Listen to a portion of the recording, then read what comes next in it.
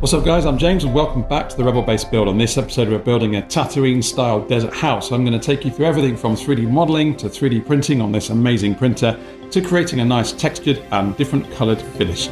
Let's check out the build. Thanks to the guys over at QIDI, I was blown away when they sent me the QIDI Plus. This printer is a beast. One of many things I love about it is that it's fully enclosed, which means consistent temperatures and therefore flawless prints. Seriously, I haven't had a single print fail and I've been using this thing nearly every day.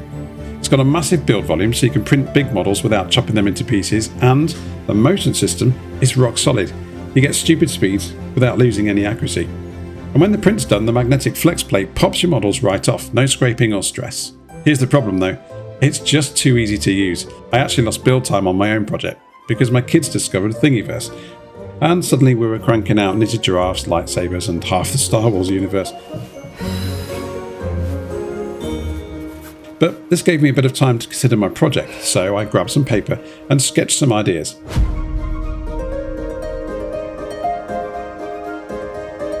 Then I hit my 3D editor and 3D modelled some cool shit. The printer churned each piece out like it was nothing. Crazy detail and beautiful finish. There's a decent touchscreen on the front which makes loading filament and tweaking settings stupidly simple, and I love the remote camera and Wi-Fi setup so I can monitor stuff from my studio. This thing has now become my go-to tool in the workshop. I'm literally addicted to using it. It's just so awesome and reliable. So I gotta say a huge thanks to QIDI for sending this over for sponsoring the video.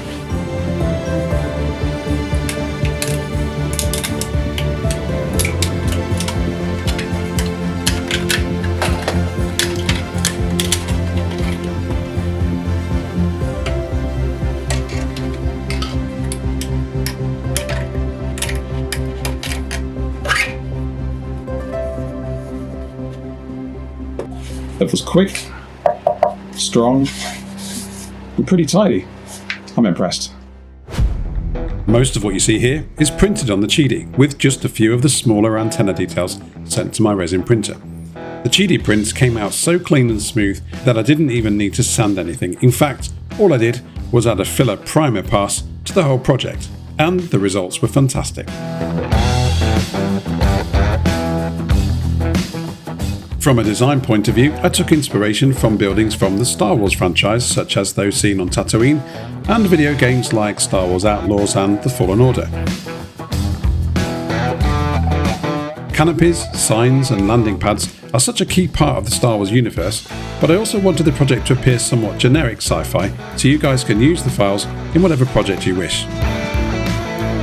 I was pretty happy with myself for some clever design elements such as the jigsaw style connections, making joining the prints together a breeze.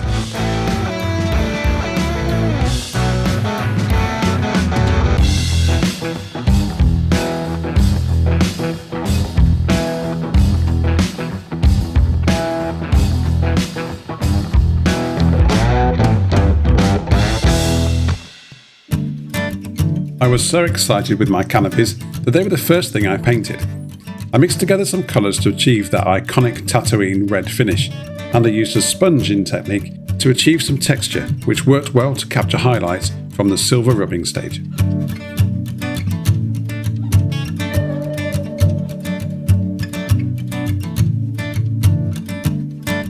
Finally, I used some powder pigments to give that rusty, dusty look, something you're going to see a lot of in this build.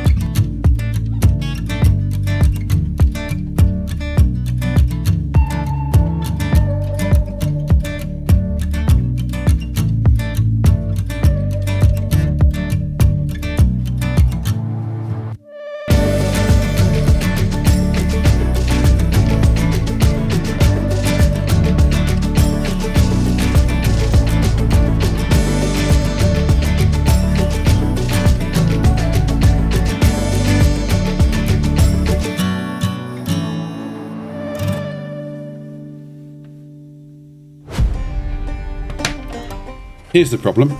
I'd always been scared to attempt a proper Tatooine building style finish. I tried a few things, such as sandy paint, or different mixes. but I never really truly captured the cracked plaster effect that I was looking for. So I played around with some different ideas and I found a workflow that gives an awesome result.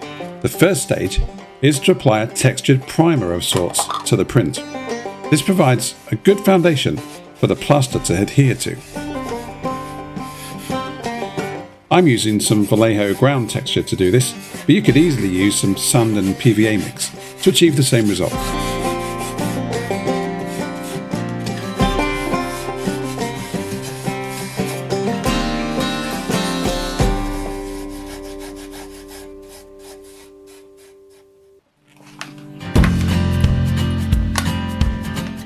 Once the textured primer parts had dried, it was time to go plastering.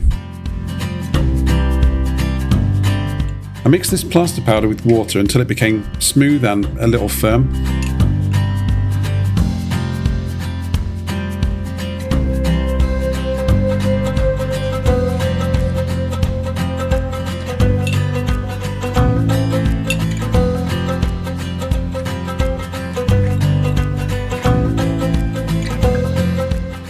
And I started to apply the mix to the surface of the print. I did make sure that this stage was pretty rough. The idea would be to create highs and lows within the finish to pick up the darker colour wash that was to follow.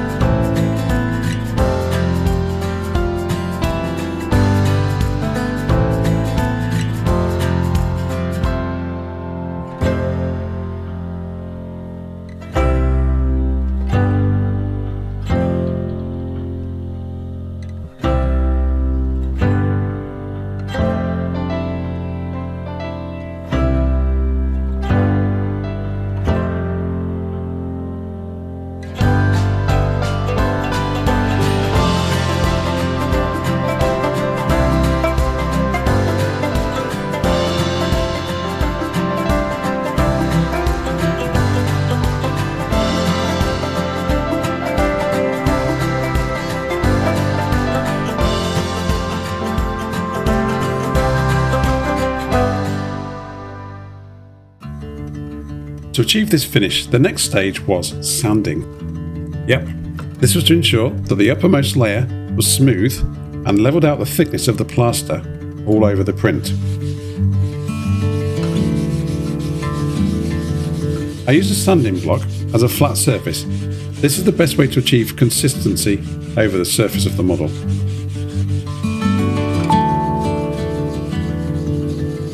The really important part here though is not to sand too hard. You want to keep as many of those pits and grooves as possible.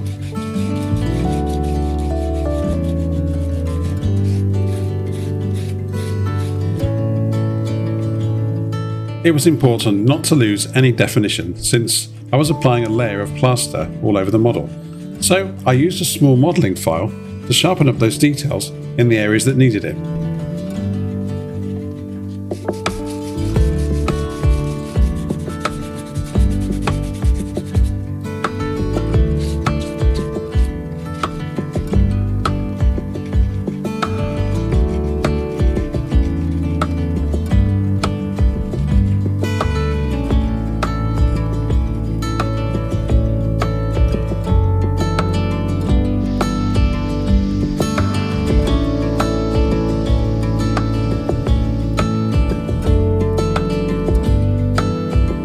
The next step to achieving realistic plaster look is to apply a slightly darker colour all over the model, almost as a wash, to ensure that all of those pits and grooves are saturated nicely. You can be as generous with the application as you wish. In fact, I found it was better to make sure that you'd watered down the paint a little bit to ensure that it covered nicely.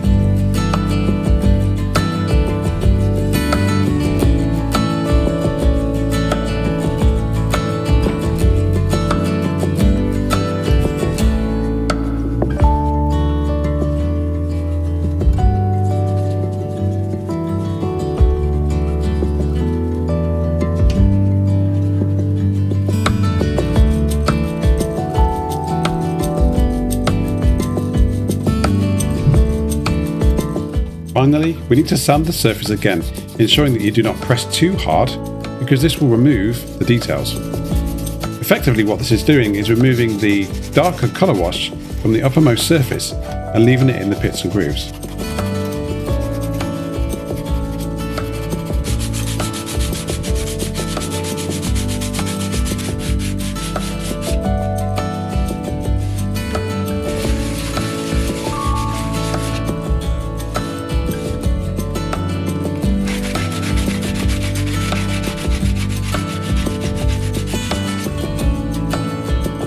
At this stage, you can really begin to see that worn, cracked plaster look starting to come through.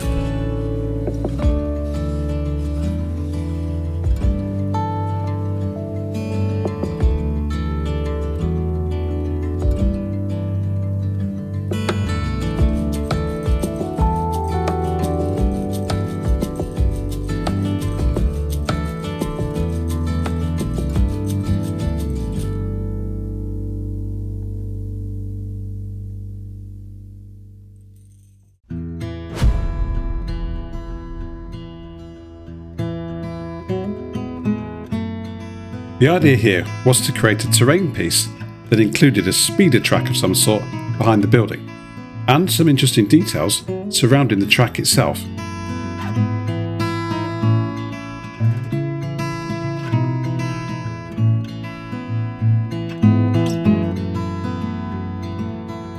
My go-to material is this insulation foam board.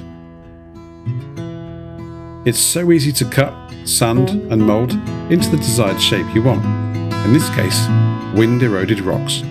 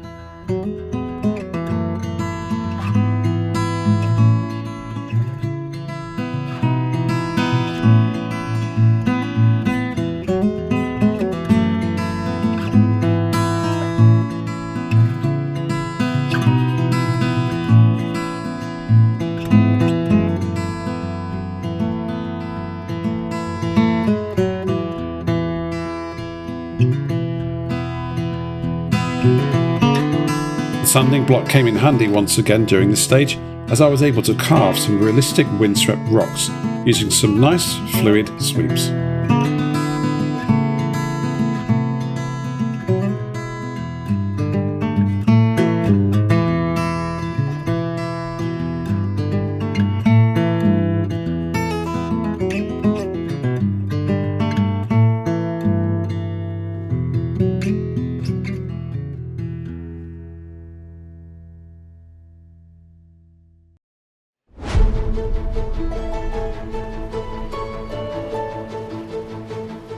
Having carved the basic shape into the insulation foam and traced around my buildings, it was time to apply sand to the surface.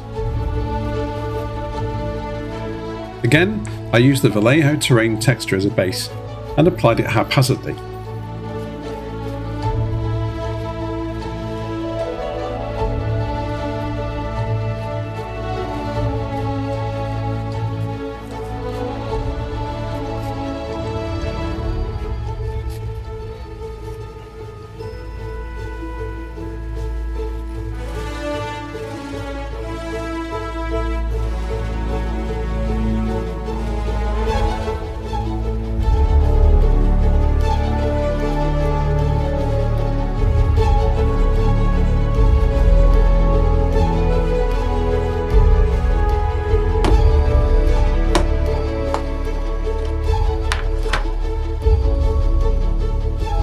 Then I sprinkled sand directly onto the base.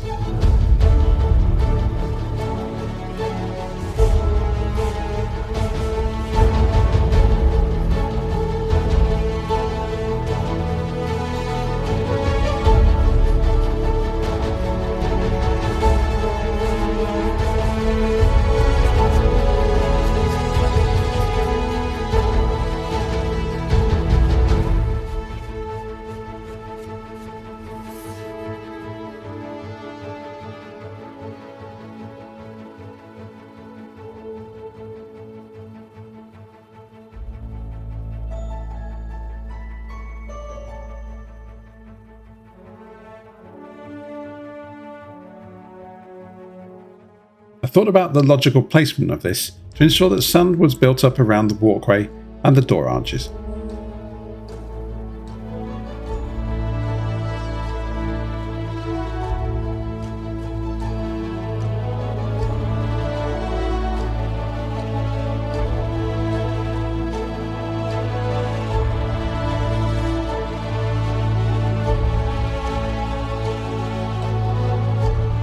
I then painted a slightly darker paint colour all over the terrain, as the start of my favourite, the weathering phase.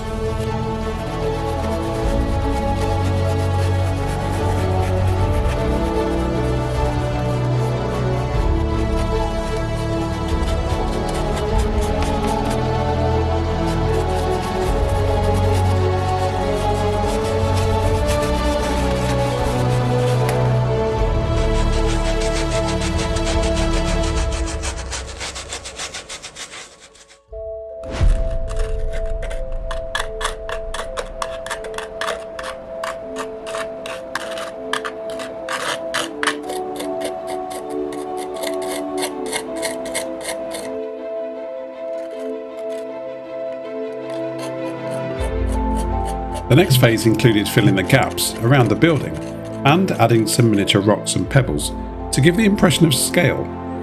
I locked this in with a layer of terrain glue.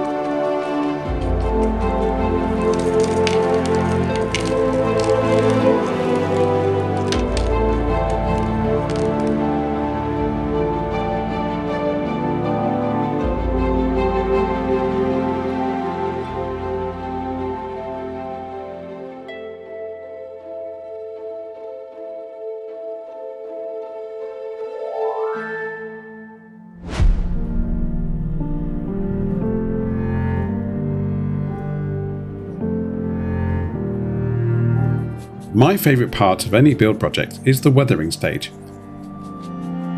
And if you've watched my show for any length of time, you will know that I have a love of powder pigments. In fact, the only time I used the airbrush on this entire build was to dry paint and blow away debris.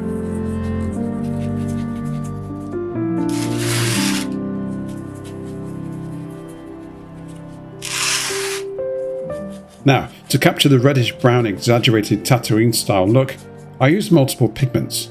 I built up layer by layer to ensure that the miniature rocks and pebbles picked up highlights whilst retaining that ambient occlusion effect of darker powder in the cracks.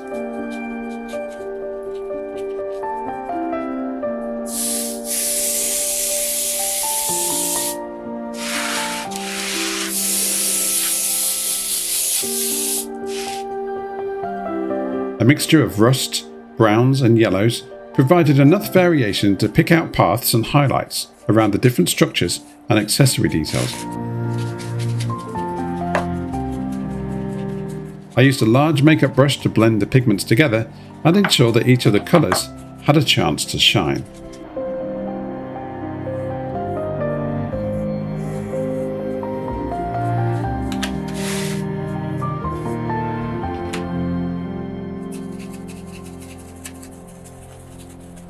In my opinion, blending the pigments is what makes the terrain pop, as the different colours merge into each other and follow the contour of the building and the terrain details. This is an effect that I find hard to achieve with an airbrush, but effortlessly to achieve with powder pigments.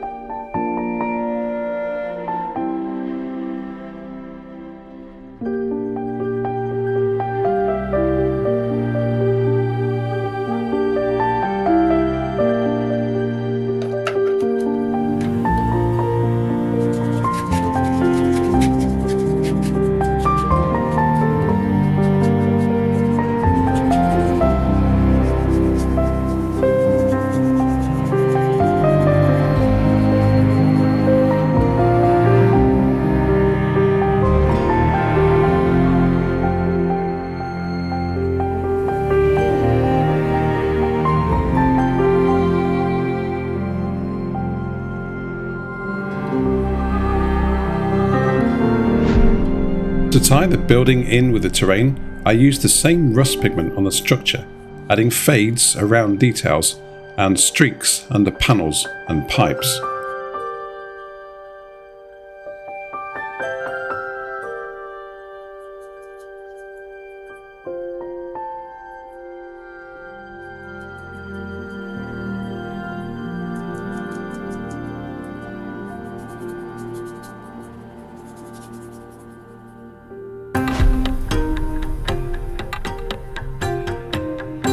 Okay, my second favourite part of any build is adding details, rebellies and accessories. The bonus this time was discovering paint pens, which are awesome for adding intricate details.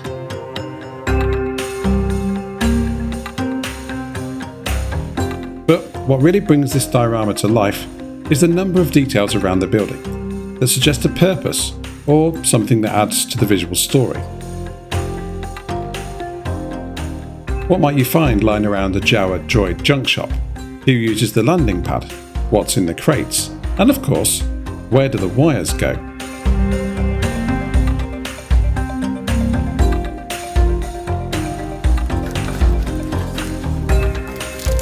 I had lots of fun sticking these little Temu grass tufts around my diorama. Maybe I overdid it, but it was fun.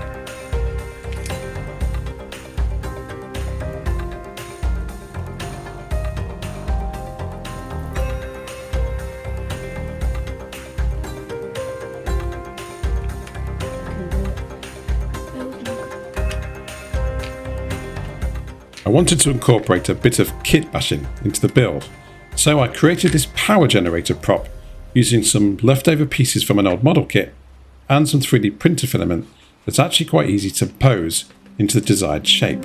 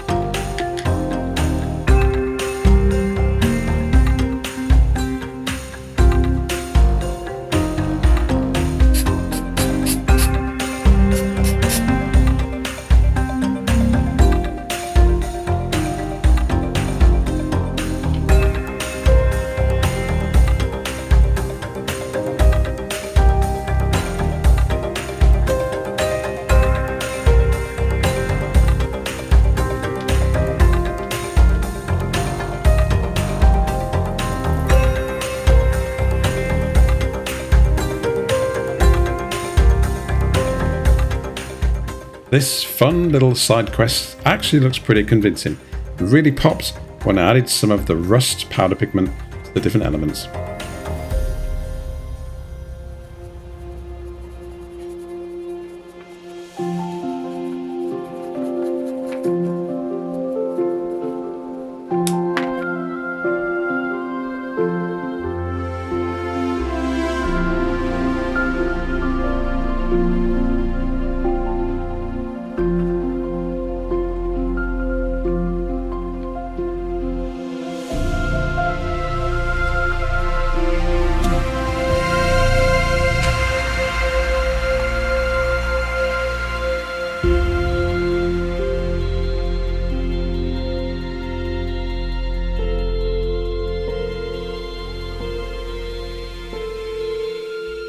For some reason, I felt motivated to tell a story with this build. A rusty old droid, a dusty poster, or wires hanging here and there.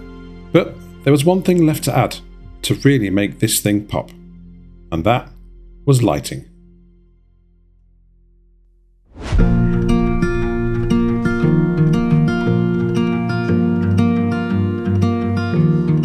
This was really low tech.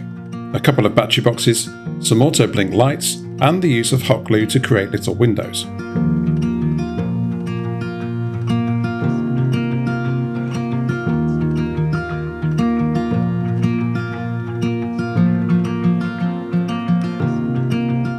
I also used another one of those Boyle Eye Hobby Time inspired comet lights.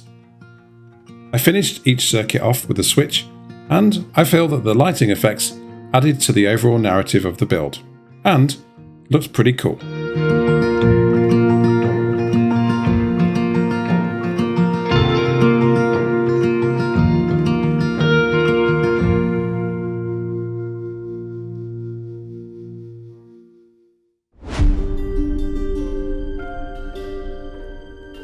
Well, I'm calling it done. I learned a lot on this build.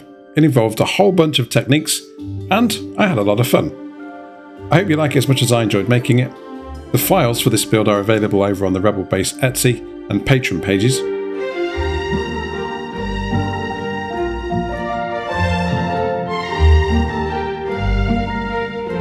Another big thank you to QIDI for sending over this awesome printer, which, without it, this build would never have happened.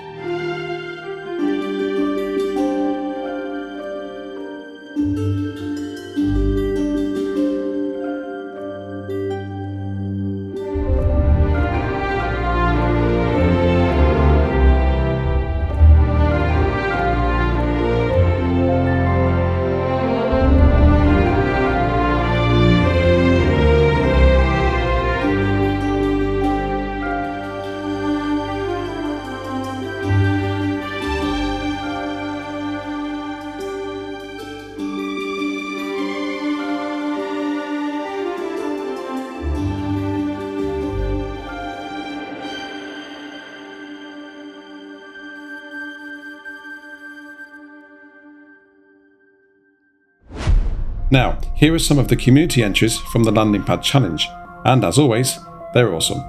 Great job, guys.